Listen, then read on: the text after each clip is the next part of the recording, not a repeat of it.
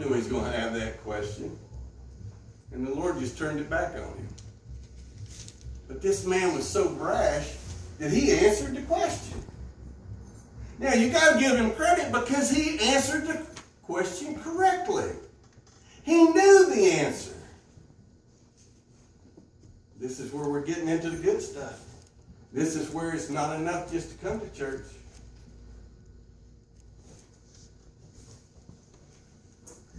And he said to him, "You have answered rightly. Do this and you will live." But he, the lawyer, wanting to justify himself, said to Jesus, "And who is my neighbor?" And who is my neighbor? Now let's talk about justification for a minute. You see, biblically, justification means making things right with God. Making things right with God.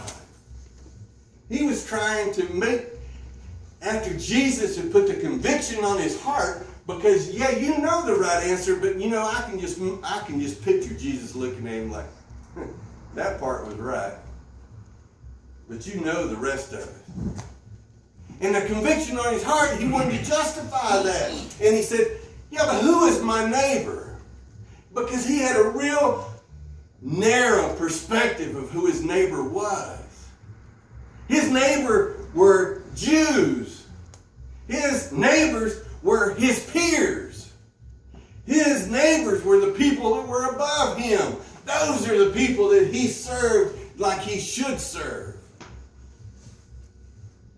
Jesus says, no, that's not enough. And you know, I can just picture that man, the conviction on his heart. He knew it wasn't enough. You know, this man wanted to justify why he felt the way he did in his heart.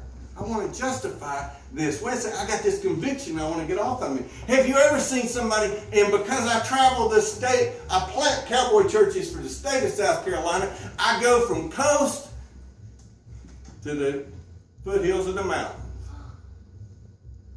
I travel these roads all the time, and I see people broke down, and most of the time, I don't know why it is, but I'll see them broken down when I'm running late. And I think, oh, Lord, if I stop, I'm never going to make it on time.